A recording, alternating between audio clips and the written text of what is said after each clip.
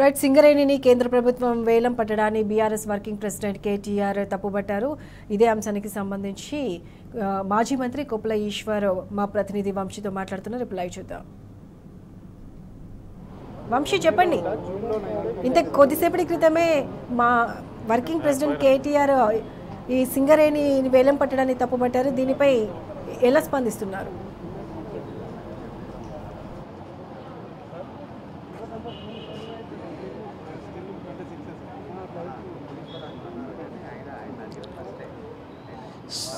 కేంద్ర ప్రభుత్వం నిర్వహించబోయేటువంటి వేలంపాటను సింగరేణికి సంబంధించి బీఆర్ఎస్ పార్టీ తీవ్రంగా ఖండిస్తూ ఉంది.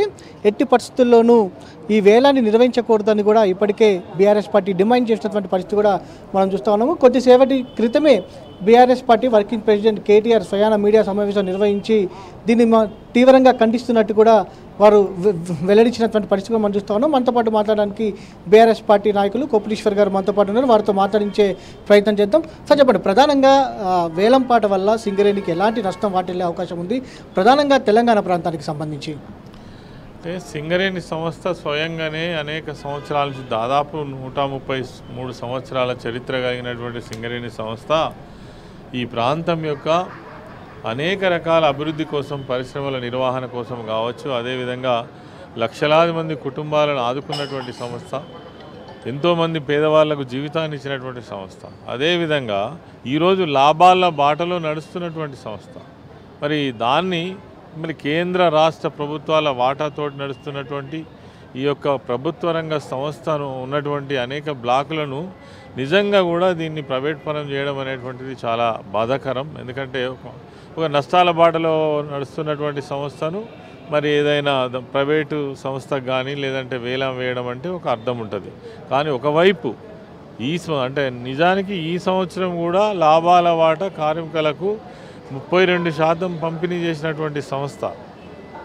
దాదాపుగా ఇక్కడ ఉన్నటువంటి గోదావరిలో బొగ్గుగని ప్రాంతంలో బొగ్గు బ్లాకులను వెలికితీతలంలో సొంత ఖర్చును నిర్వహించి దాని భవిష్యత్తును నిర్ణయించుకొని ఉన్నటువంటి సంస్థ సింగరేణి సంస్థ. ఈ సంస్థ తిరిగి కేంద్ర ప్రభుత్వం పెట్టేటువంటి ఈ యాక్షన్లో పాల్గొనడం అనేటువంటిది ఇది చాలా చిత్రమైనటువంటి విషయంగానే కనబడుతుంది. ఎందుకంటే తను స్వతహాగా నిర్మించుకున్నటువంటిది. సరే, కేంద్రంలో చట్టం ఉండవచ్చు, కేంద్ర ప్రభుత్వ ఆధీనంలో ఉండవచ్చు, కానీ ఒక మంచి కేంద్ర ప్రభుత్వ రంగ సంస్థ ఇంతమందికి జీవితాన్ని ఇచ్చి ఈ రాష్ట్రం యొక్క అభివృద్ధిని కాంక్షించి పనిచేస్తున్నటువంటి సంస్థను ప్రైవేటు వ్యక్తులకు అందించాలనేటువంటి ఒక దురుద్దేశంతో చేస్తున్న ప్రయత్నం చెప్తా. ఇందులో ఏం లేదు. మేము ఆనాడే చెప్పినాం బీఆర్ఎస్ పార్టీగా, రేపు కాంగ్రెస్ పార్టీ అధికారంలోకి వచ్చినా కేంద్రంలో ఉన్నటువంటి బీజేపీ ప్రభుత్వం ఇప్పటికే ప్రభుత్వ రంగ సంస్థలన్నిటి కూడా ప్రైవేట్ పరం చేసుకుంటూ పోతుంది. అందులో సింగరేణి సంస్థ పైన కూడా వారి యొక్క కన్ను ఉంది. దీన్ని ఏదో ఒక రోజున ప్రైవేట్ పరం చేస్తారు. దానికి అనుగుణంగా కాంగ్రెస్ ప్రభుత్వం, మరి ముఖ్యంగా రేవంత్ రెడ్డి ముఖ్యమంత్రి అయిన తర్వాత దీనికి ఖచ్చితంగా ప్రమాదం పొంచి ఉంటుందని మేము ఆనాడే చెప్పినాం బీఆర్ఎస్ పార్టీగా. అది కొద్ది రోజులు జరగకముందే ఈరోజు తిరిగి కిషన్ రెడ్డి గారు కేంద్ర బొగ్గు గనుల శాఖ మంత్రిగా బాధ్యతలు నిర్వహించుకొని పట్టుమని 15 రోజులు కూడా దాటకముందే ఈ తెలంగాణ రాష్ట్రంలో ఉన్నటువంటి కేంద్ర రాష్ట్ర ప్రభుత్వ ఆధీనంలో నడుస్తున్నటువంటి సింగరేణి సంస్థను అందులో ఉన్నటువంటి 4 బొగ్గు బ్లాకులను ఈరోజు వేలం వేసేటువంటి ప్రయత్నం రేపు జరుగుతూ ఉంది. దీన్ని వెంటనే అడ్డుకోవాలని మేము డిమాండ్ చేస్తూ ఉన్నాం.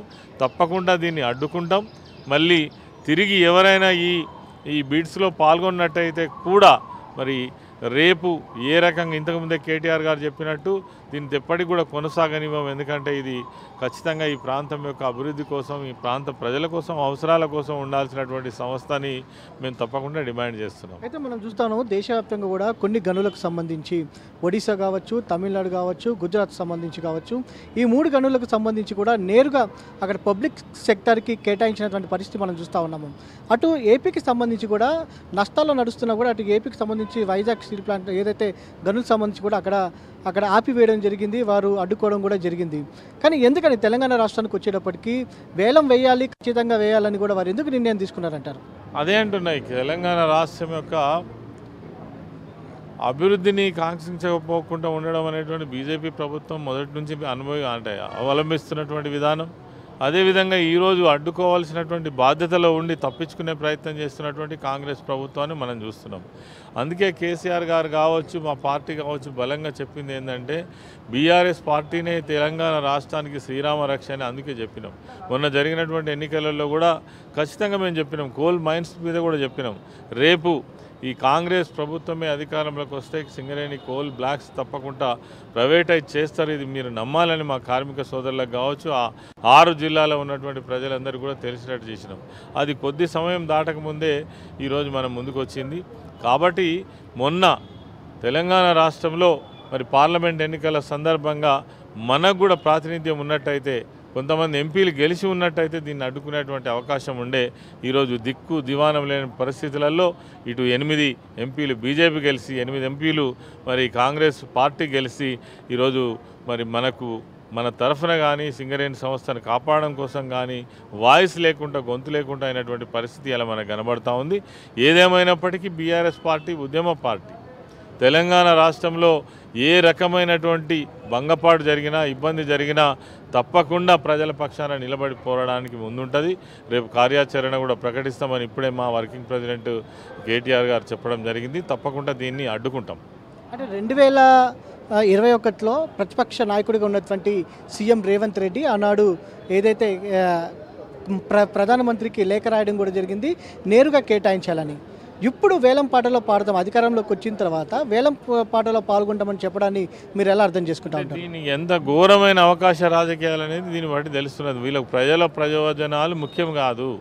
ఆనాడేమో అధికారం కోసం, ఆనాడు బొగ్గు బ్లాక్లను కాపాడాలి అని ఆ రోజు లేఖ రాసినటువంటి ఇదే రేవంత్ రెడ్డి పిసిసి అధ్యక్షుని హోదాలో రాసిండు. ఇలా ముఖ్యమంత్రి అయిండు.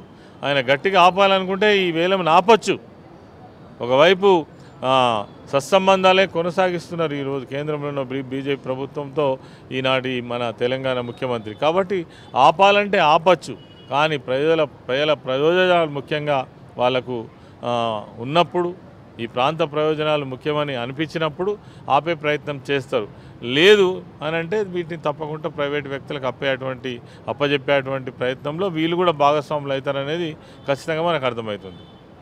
ఇది ఖచ్చితంగా తాము ఏదైతే సింగరేణిని ప్రైవేట్ పరం చేయడాన్ని, వేలం పాటని తాము తీవ్రంగా వ్యతిరేకిస్తున్నట్టు కూడా బీఆర్ఎస్ పార్టీ నాయకులు చెప్పినటువంటి పరిస్థితి కూడా మనం చూస్తూ ఉన్నాం. భవిష్యత్తులో అయినా సరే ఈ వేలం పాటను కావచ్చు వీటిని ఖచ్చితంగా అడ్డుకుంటామని కూడా ఇప్పటికే BRS party working president KTR కూడా ప్రకటన చేసినటువంటి పరిస్థితి మనం చూడొచ్చు. Over to studio.